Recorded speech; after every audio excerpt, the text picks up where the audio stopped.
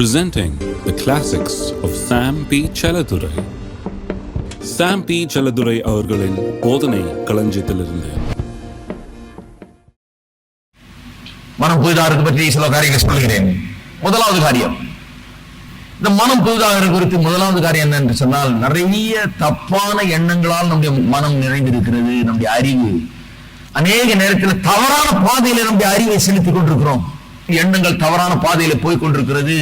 அந்த எண்ணங்கள் திரும்ப வேண்டும். கிறிஸ்தவர்களுக்கு எண்ணங்களை தேவனுடைய வார்த்தையின்படி திருப்ப வேண்டும், தேவனுடைய சித்தத்தின்படி திருப்ப வேண்டும். ஆகவே முதல் காரியம் என்னன்னா, get rid of the wrong thinking about prosperity. prosperity செழிப்பை குறித்த தவறான எண்ணங்களை நீக்க வேண்டும். செழிப்பை பற்றி மோசமா பேசிட்டு அதெல்லாம் சரி கிடையாது அப்படி இப்படி பேசிட்டு செழிக்க முடியாது, கஷ்டம்.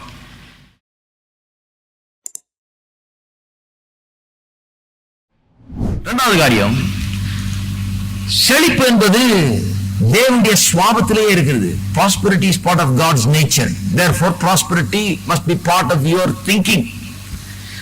செழிப்பு தேவனுடைய சுவாபமாகவே இருக்கிறபடினாலே, இந்த செழிப்பின் தேவனுக்கு பிறந்தவர்கள், நீங்கள் தேவனால் பிறந்தவர்கள் என்று வேதம் சொல்லுது. செழிப்பின் தேவனுக்கு பிறந்தவர்கள் செழிப்பின் எண்ணங்களை உடையவர்களாக இருக்க வேண்டும். அந்த குடும்பத்தில் பிறந்துட்டு நீங்க இப்படி வித்தியாசமானவர்களா இருக்க வேண்டும், அதான் வேதம் சொல்லுது. செழிப்பின் பிதாவுக்கு பிறந்தவர்கள் நீங்கள், அவருடைய சுவாபத்துக்கு பிறந்தவர்கள், மறுபடியும் பிறந்தவர்கள், ஜெனிப்பிக்கப்பட்டவர்கள் கர்த்தருடைய வார்த்தையினாலே. அப்ப தரித்திர எண்ணம் இருக்கலாமா, தரித்திர புத்தி இருக்கலாமா, சிறிய புத்திகள் இருக்கலாமா, குறுகிய மனப்பான்மை இருக்கலாமா, தாழ்வு மனப்பான்மை இருக்கலாமா, தாட்சியின் எண்ணங்கள் இருக்கலாமா. கர்த்தர் என்ன எண்ணுகிறார் நினைக்கிறீங்க? உங்களுடைய பரலோகத்துல பரலோகத்துல உட்கார்ந்துட்டு இன்னைக்கு ரசஞ்சவர் கிடைக்குமான்னு பார்த்துட்டு இருக்காரா? கிடையாது. செழிப்பின் தேவன் குறைவே அவர்கிட்ட கிடையாது, குறைவின் எண்ணமே கிடையாது அவர்கிட்ட. நாளைக்கு சாப்பாடு எங்க இருந்து வரணும் எனக்கு நிச்சயமா தெரியும். ஹலோ, என் தேவன் என் குறைகளை எல்லாம் நிறைவாக்குகிறவர். என் தேவனிடத்துல தான் வரப்போகிறது. என்ன ஒருபோதும் பசியில விடுகிறவர் அல்ல. ஆகவே நாளைக்கு ஆகாரம் எங்கிருந்து வருது தெரியாதுன்னு சொல்ல மாட்டேன். நிச்சயமா எனக்கு தெரியும் ஒவ்வொரு நாளும் ஆகாரம் எங்கிருந்து வருகிறது என்று. நம்முடைய எண்ணங்கள் மாறும்போது நம்முடைய பேச்சு மாறுகிறது, பேச்சு மாறும்போது வாழ்க்கையும் மாறுகிறது, எல்லாமே மாறுகிறது. அதை மாற்ற வேண்டும். அருமையானவர்களே, பரலோக பிதாவாகிய தேவனுக்கு பிறந்தவர்கள் எப்படி வேற விதமா இருக்க முடியும்? எல்லாரும் சொல்லுவோம், நான் தேவனால் பிறந்திருக்கிறேன். அப்ப அவருடைய எண்ணங்கள், அவருடைய காரியங்கள் தான் உங்களை ஆட்கொள்ள வேண்டும். வாசிப்போம், அவர் எப்படிப்பட்டவர், எப்படிப்பட்ட தேவன் இவர். சில காரியங்களை வாசிப்போம். ஆதியாகமம் 1, 2, 3 அதிகாரம்லாம் ரொம்ப முக்கியம் பாருங்க. அங்க பார்த்தீர்கள் என்றால் எல்லாம் விளங்கிடும். அந்த 3 அதிகாரத்திலேயே முதலாம் அதிகாரம் ரொம்ப முக்கியம். ஏன்னு சொன்னா, முதலாம் அதிகாரத்துல இந்த நல்லதுன்ற வார்த்தை, ஃபார் எக்ஸாம்பிள் உதாரணத்துக்கு எடுத்துக்க, இந்த நல்லது, கர்த்தர் நல்லவர் போயிட்டு வரும். நல்லதுன்ற வார்த்தை எத்தனை தடவை வருதுன்னு கொஞ்சம் வாசித்து பாருங்க. 10 தடவைக்கு மேல வருவாங்க. நல்லது நல்லது நல்லது. அவர் என்னத்தெல்லாம் உண்டாக்குனாரோ அதெல்லாம் நல்லது. எதையாவது கெட்டதை உண்டாக்குனாரா? கெட்டதை உண்டாக்கவே இல்லை. அதனால்தான் நான் விசுவாசிக்கிறேன் கர்த்தர் நல்லவர் என்று. நல்ல கர்த்தர் நல்லதை மட்டுமே உண்டாக்கினார். கெட்டது 3ஆம் அதிகாரத்துல வருது. ஏன் கேட்டான்? அதான் சொல்லிடுது. அதனாலதான் 1, 2, 3 அதிகாரம் ரொம்ப முக்கியம். கர்த்தர் நல்லதை மட்டும்தான் உண்டாக்குனார். கெட்டது எங்க இருந்து வந்து, தீமை எங்க இருந்து வந்து, அதையும் வேதம் போதிக்கிறது. அந்த முதலாம் அதிகாரம் ரொம்ப முக்கியம். அந்த நல்லது நல்லது என்ற வார்த்தை வர்றது மட்டுமல்லாமல், பெருக்கம், prosperity முதலாம் அதிகாரத்திலே இருக்குது பாருங்க. வேத வியாக்கியானத்திலே ஒரு important principle, law of interpretation இருக்கு. என்னன்னா, லா ஆஃப் ஃபர்ஸ்ட் மென்ஷன் அப்படின்னு சொன்னா, ஒரு காரியத்தை எந்த ஒரு போதனையா இருந்தாலும் அது முதல்ல வேதத்தில் எங்க வருது, எங்க போதிக்கப்படுகிறது என்பதை பார்க்க வேணும். அதிலே நிறைய காரியங்கள் விளங்குதான். நீங்க எதை எடுத்துக்கொண்டாலும், எந்த கிறிஸ்தவ போதனை எடுத்துக்கொண்டாலும் சொல்லுகிறார்கள், வேதத்துல முதல்ல எங்க அந்த காரியம் போதிக்கப்படுகிறதோ அங்க பார்த்தால்தான் மற்ற எல்லா இடங்களை காட்டலாம் அதிகமாக அந்த காரியத்தை குறித்து விலகிக் கொள்ளலாம் என்று சொல்லப்பட்டிருக்கிறது. ஆகவே செழிப்பை குறித்து முதல் அதிகாரத்துல பார்ப்போம். கர்த்தர் எப்படிப்பட்டவர், அவர் செழிப்பானவரா, கர்த்தர் எப்படிப்பட்டவர் என்பதை பார்ப்போம். ஆதியாகமம் 1ஆம் அதிகாரம் 11ஆம் வசனத்தை பார்ப்போம். அப்பொழுது தேவன் பூமியானது புல்லையும் விதையை பிறப்பிக்கும் பூண்டுகளையும் பூமியின் மேல் தங்கள் தங்கள் விதையுடைய கனிகளை தங்கள் தங்கள் ஜாதியின்படி கொடுக்கும் கனி விருட்சங்களையும் முளைப்பிக்க கடவுது என்றார். அது அப்படியே ஆயிற்று. பூமியானது புல்லையும் தங்கள் ஜாதியின்படியே விதையும் பிறப்பிக்கும் பூண்டுகளையும் தங்கள் தங்கள் ஜாதியின்படியே தங்கள் தங்கள் விதையையும் கனிகளை கொடுக்கும் விருட்சங்களையும் முளைப்பித்தது. தேவன் அது நல்லது என்று கண்டார். காடுகள்ல போய் பாருங்கள், எவ்வளவு மரங்கள், எவ்வளவு செடிகள், எவ்வளவு பெரிய இந்த மலைக்காடுகள் எல்லாம் போய் பார்த்தீங்கன்னா எவ்வளவு இருக்குது பாருங்க. தேவன் இவைகள் எல்லாம் உண்டாக்கினார். அது உள்ள ஒரு விதையை வைத்திருக்கிறார். அந்த விதையை வச்சா இன்னும் உண்டாகிறது. இப்படி பெருக்கத்தை ஒரு பிரின்சிபல் அவர் வைத்திருக்கிறார். அதுதான் அவருடைய எண்ணமே. பெருகணும்.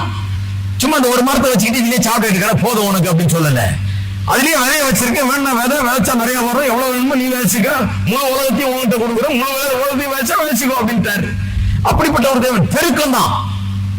தங்கள் ஜாதியின்படியே சிருஷ்டிக்கும் போதே பல ஜாதியா, பல விதங்களா, வெரைட்டிஸா, ஏராளமாக ஒரு மனுஷனுக்காக, ஒரு மனுஷிக்காக. ஏதேன் தோட்டத்தில் வேற யாரும் கிடையாது சாப்பிடுறதுக்கு. இருந்தாலும் தங்கள் ஜாதியின்படி, தங்கள் வகையின்படி விதவிதமா இந்த உலகத்தில் இருக்கிற அத்தனை வகை மரம், செடி, கொடிகள் எல்லாவற்றையும் தேவன் உண்டு பண்ணினார் என்று வேதம் கூறுகிறது. இருக்கீங்களா? அவர் தான் இந்த பரலோக பிதா. 14ஆம் வசனம், பின்பு தேவன் பகலுக்கும் இரவுக்கும் வித்தியாசம் உண்டாக்கத்தக்கதாக வானம் என்ற ஆகாய விரிவிலே சுடர்கள் உண்டாகிறது. சுடர்கள் தான் இந்த நட்சத்திரங்கள். அவைகள் அடையாளங்களுக்காகவும் காலங்களையும் நாட்களையும் வருஷங்களையும் குறிக்கிறதுக்காகவும் இருக்க கடவுள் என்றார்.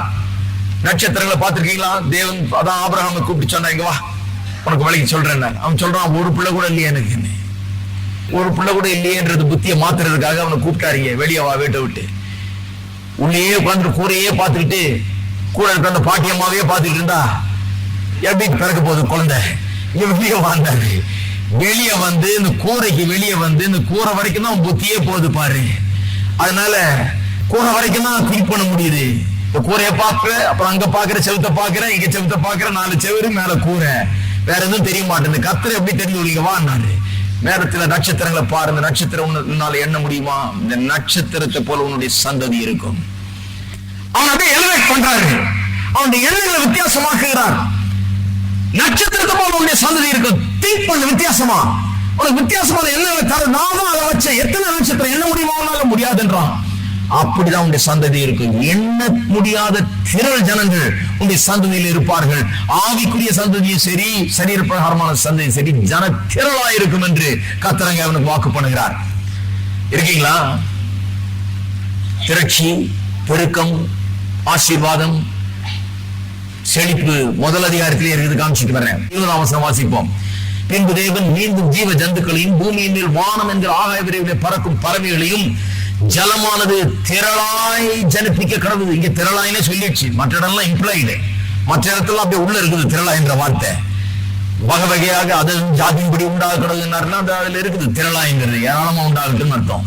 நட்சத்திரங்களை ஏராளமா உண்டாக்குனாரு சொல்லல, ஆனா பார்த்தா தெரியுது. ஆனா இங்க திரளா என்ற வார்த்தை உபயோகப்படுத்தப்பட்டிருக்கிறது.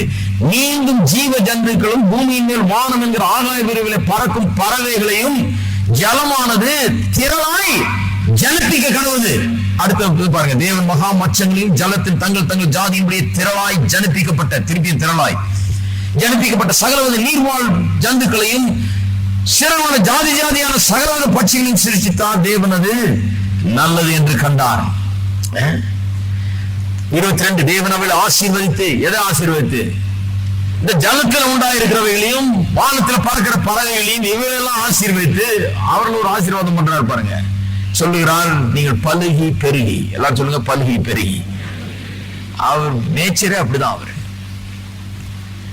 அருமையானவர்களே, நம்முடைய நேச்சர் அப்படிதான் இருக்கணும். பலுகி பெருகணும், பெருகணும், பெருகணும். பெருக்கத்தின் எண்ணம் உள்ளத்தில் உண்டாக வேணும். அருமையானவர்களே, பலுகி பெருகி சமுத்திர ஜலத்தை இறப்புங்கள்ன்றார். அதனால பேர் சொல்றான் பாருங்க, ராவெல்லாம் தேடின கிடைக்கலன்னு இங்க வாழ்ந்தாரு. யார்கிட்ட கதை சொல்ல? நான் தான் அங்க வச்சேன். இந்த சமுத்திரத்திலாம் நிரப்பி இருக்கிற மீனால ஆசீர்வதிச்சிருக்கேன். நிரப்பட்டோன்னு என்ன ஆயில் ஸ்பில் ஆனாலும், இந்த உலகம் சதிக்கப்பட்ட ஒரு நிலையில இருந்தாலும், இந்த பூமியும் இந்த சமுத்திரங்களும் எல்லாம் அன்றைக்கு இருந்த நிலையில இல்ல. இருந்தா கூட நான் வச்ச மீன் எனக்கு தெரியும். நிரப்பி இருக்கிற சமுத்திரத்தை இந்த சாப கேட்டனால உனக்கு சரியா மாட்ட மாட்டேன். இப்ப உனக்கு காமிக்கிறேங்க வான்னாரு.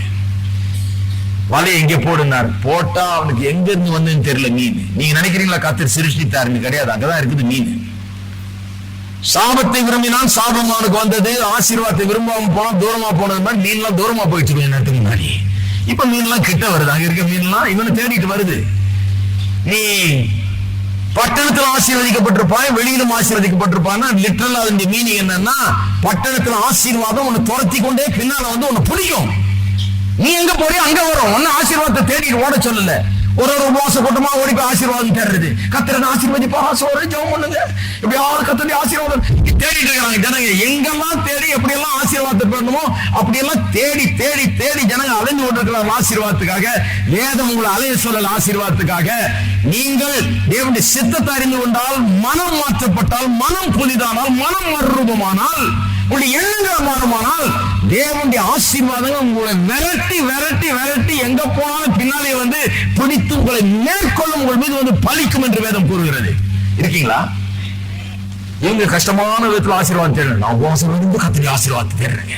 அங்க போனங்க, இன்னைக்கு இந்த உபவாசம் போட்டோம், நாளைக்கு அந்த உபவாசம், எங்கெல்லாம் போய் கத்திரி ஆசீர்வாதத்தை தேடி தேடி தேடி கண்டுபிடிக்கிறேன். தேடி கண்டுபிடிக்கிறது இல்ல, இது பின்னால விரட்டிட்டு வந்து உங்களை கண்டுபிடிக்குது. இருக்கீங்களா?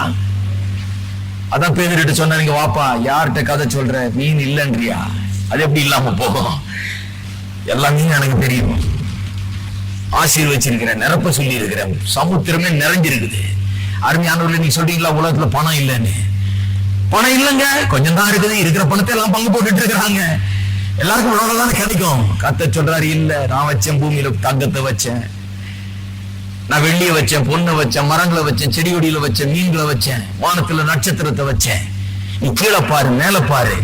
அதனாலதான் ஆபிரகாமை கூப்பிட்டு சொல்றாரு, கடல் மணலை பார், பீச்ல பார்த்து போய் பாருங்க, நீ என்ன முடியுமா? அப்படிதான் உன் சந்ததி இருக்கும். வானத்து நட்சத்திரங்களை பார். வேதம் சொல்லுகிறது, வானங்கள் தேவனுடைய செய்திகளை அறிவிக்கலாம். தேவன் எப்படிப்பட்டவன் என்று வானம் வாய் இருந்தா பேசும், பேசுறது இல்ல. ஆனா தினந்தோறும் ராத்திரி கொஞ்ச நேரம் வானத்தை பாருங்க, அது பேசிக்கிட்டே இருக்குது. என்ன சொல்லுது? கர்த்தர் பெரியவர், கர்த்தர் ஏராளம் தாராளமானவர், கர்த்தர் திரட்சியின் தேவன், கர்த்தர் அற்புதமானவர், கர்த்தர் என்ன உண்டாக்கி இருக்கிறார், கர்த்தருக்கு குறைவே கிடையாது, கர்த்தர் பஞ்சத்தின் தேவன் அல்ல, கர்த்தர் செழிப்பின் தேவன், ஆசீர்வாதத்தின் தேவன், பெருக்கத்தின் தேவன், கர்த்தர் நல்லவர் என்பதை வானங்கள் அறிவித்துக் கொண்டிருக்கிறதா, பூமியும் அறிவித்துக் கொண்டிருக்கிறது. அருமையானவர்களே, சமுத்திரம் அறிவித்துக் கொண்டிருக்கிறது, மரம் செடி கொடிகள் அறிவித்துக் கொண்டிருக்கிறது. ஆசீர்வதித்து பலுகி பெருகி ஜலத்தை நிரப்புங்கள் என்று சொன்னார். இருக்கீங்களா? இப்ப 27, 28 தேவன் தம்முடைய சாயலாக மனுஷனை சிருஷ்டித்தார், அவனை தேவ சாயலாக சிருஷ்டித்தார், ஆணும் பெண்ணுமாக அவர்களை சிருஷ்டித்தார். பின்பு தேவன் அவர்களை நோக்கி, நீங்கள் பலுகி பெருகி, திரும்பியும் பாருங்க, 1ஆம் அதிகாரத்துல எத்தனை தடவை காமிச்சிட்டேன் உங்களுக்கு செழிப்பை. பின்பு தேவன் அவர்களை பார்த்து என்ன சொல்றார்? நீங்கள் பலுகி பெருகி பூமியை நிரப்பி, எல்லாம் சொல்லுங்க, பலுகி பெருகி பூமியை நிரப்பி. இந்த பைபிள் லாங்குவேஜ் எனக்கு ரொம்ப பிடிக்குது. அமுக்கி குலுக்கி சரிந்து, அப்படிதான் அது, வேற விதமா இருக்க முடியாது. மனுஷனை விட்டு எழுத சொன்னா அவன் எழுதியிருப்பான். தொட்டிக்கிட்டு வலிச்சுக்கிட்டு சுரண்டிக்கிட்டு பிடிக்கிட்டு, அதுதான் அவனுடைய வார்த்தைகள். அதெல்லாம் உதறி தள்ளுறேன், நான் வெறுக்கிறேன். இந்த சுரண்டுற பிசினஸ், பிடிங்கிற பிசினஸ், வலிக்கிற பிசினஸ், இதெல்லாம் வேண்டாம். இப்ப வேற விதமா மாறி இருக்கு மனம். அந்த வார்த்தையில வரமாட்டேங்குது. சுரண்டுறதும் இல்ல, பிடிக்கிறதும் இல்ல, வலிக்கிறதும் இல்ல. அமுக்கி குலுக்கி சரிந்து விழும்படி பலுகி பெருகி நிரப்புறது, இதுதான் வேத வசனத்தின் வார்த்தைகள். இந்த வார்த்தையால் உங்களுடைய வாய்கள் நிரம்பணும், எண்ணங்கள் மாற வேண்டும், வாயின் வார்த்தைகள் மாற வேண்டும். அருமையானவர்களே, கர்த்தர் சொல்றாரு, நீங்க பலுகி பெருகி பூமியை நிரப்பி அதை கீழ்ப்படுத்தி சமுத்திரத்தின் மச்சங்களை ஆகாயத்து பறவை பூமி மேல் நடமாடுகிற சகல ஜீவ ஜந்துகளையும் ஆண்டு கொள்ளுங்கள் என்று சொல்லி தேவன் அவர்களை ஆசீர்வதித்தார். இருக்கீங்களா? ஆசீர்வதித்தார். எப்படி பாருங்க கர்த்தர் எப்படிப்பட்டவர் என்பதை கொஞ்சம் எண்ணி பாருங்கள். இன்னொரு வசனத்தில் திருப்பம், மத்தேயு 9ஆம் அதிகாரம் 37, 38 ஆகிய வசனங்கள். மத்தேயு 9, 37, 38. தம்முடைய சீஷர்களை நோக்கி இயேசு சொல்றார், அறுப்பு மீதி வேலையாட்களோ கொஞ்சம், அறுப்பு மீதி வேலையாட்களோ கொஞ்சம், ஆதலால் அறுப்புக்கு எஜமான் தமது அறுப்புக்கு வேலையாட்களை அனுப்பும்படி அவரை வேண்டிக் கொள்ளுங்கள் என்றார். அறுப்பு கொஞ்சம், வேலையாட்கள் ஜாஸ்தி சொல்ல. நல்ல கவனிங்க, இவர் யார்? இந்த தேவன் யார்? அறுப்புக்கு எஜமான். எல்லாம் சொல்லுங்க, அறுப்புக்கு எஜமான். இந்த லார்ட் ஆஃப் தி ஹார்வெஸ்ட் என்று சொல்லப்பட்டிருக்கிறது. அறுப்புக்கு அவர் எஜமானா இருக்கிறதுனால அதுல பஞ்சமே கிடையாது, அதுல நிறைய இருக்குது. அறுப்பு அறுக்க வேண்டியது நிறைய இருக்குது, வேலையாட்கள் தான் கொஞ்சமா இருக்கிறார்கள். சொல்றாரு, அறுப்புல பிரச்சனையே இல்லை. ஏனென்று சொன்னால், விதைக்கிறது மனுஷனுடைய வேலை, அறுப்பை ஏற்படுத்துகிறது தேவனுடைய வேலை. விதைக்கிறது கர்த்தருடைய வேலை இல்ல, விதைக்கிறது நம்முடைய வேலை, நாம் செய்ய வேண்டியது. வேதத்துல தான் சொல்லி இருக்கு, நான் விதைச்சேன், அப்பல்லோ தண்ணீர் பாய்ச்சினான், தேவன் விளைச்சலை தந்தார். விளைச்சலை தர்றது கர்த்தர். அவர் சொல்றாரு, என் சைட்ல மிஸ்டேக்க பார்க்க முடியாது, நீ நிறைய இருக்குது. அறுப்புக்கு தேவன் நான். இந்த அறுப்புக்கு தேவனா இருக்கிறபடினால அறுக்கிறதுக்கு ஏராளமா நாம் ஏற்பாடு பண்ணி வச்சிருக்கிறேன். ஆகையால் நிறைய ஆள் தேவை. இப்போ ஏராளமான விளைச்சல், ஏராளமான அறுப்பு. கர்த்தர் நீங்கள் விதைக்கிற விதையெல்லாம் பெரிய விளைச்சலாக உருவாகும்படியாக அறுப்புக்கு தேவனாய் இருக்கிறார். விளைச்சலை ஏற்படுத்துகிற தேவன், அற்புத அற்புதமான தேவன், பெருக்கத்தின் தேவன். நீங்க கொஞ்சத்தை விதைச்சு வெறும் மூட்டையில கொண்டு வந்து வச்சுட்டு லாரி தள்ளிட்டு போறீங்க. அதுதான் விதைக்கிறதா இருக்கிறதுக்கு வித்தியாசம். எதை விதைக்கிறோமோ அதை அறுக்கிறோம். ஆனால் எவ்வளவு விதைக்கிறோமோ அதை விட பல மடங்கு அறுக்கிறோம் என்பதுதான் உண்மை, இல்லையா? மூட்டை மூட்டையா லாரி லாரியா அள்ளிட்டு போறோம். ஏனென்றால் தேவன் அறுப்புக்கு தேவன், அவர் பெருக்கத்தின் தேவன். விதைச்சவனுக்கு எப்படி பலன் அளிக்கிறார், அவன் செய்த கையின் கிரியைக்கு எப்படி பலன் அளிக்கிறார் ஆண்டவர். நம்முடைய ஆண்டவர் இவ்வளவுதான் அப்படின்னு இல்ல, பல மடங்காய் அவனுக்கு பெருக்கி அவனுக்கு பலன் அளிக்கிறார். இருக்கீங்களா?